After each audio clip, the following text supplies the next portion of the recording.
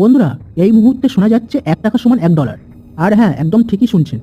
আর এটা যদি সত্যি হয়, আজকের ভারতবর্ষ কতটা লাভবান হতে পারে এবং ডলার ও মুদ্রা তুল্যমূল্য বিচারে যদি আমেরিকাকে সত্যি কোনোদিন ছুঁয়ে ফেলতে পারে ভারত, তখন কি পরিস্থিতি তৈরি হবে।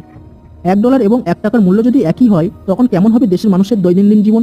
আর যদি টাকার দাম ডলারের সমান হলে ক্ষতিই বা কি কি, আজকের ভিডিওতে সেটাই আলোচনা করব। তো আমেরিকান ডলারের চেয়ে ভারতীয় মুদ্রা এখন অনেক দুর্বল। যত দিন এগিয়েছে ডলার এবং টাকার ব্যবধান ক্রমেই বেড়েছে। বর্তমানে $1 সমান 86 টাকা 14 পয়সা সমান।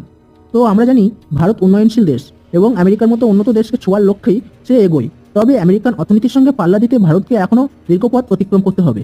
ডলার এবং মুদ্রার তুল্যমূল্য বিচারে যদি আমেরিকাকে সত্যি কোনোদিন ছুঁয়ে ফেলতে পারে ভারত, তখন কি পরিস্থিতি তৈরি হবে। আদতে তাতে ভারতের লাভ কি?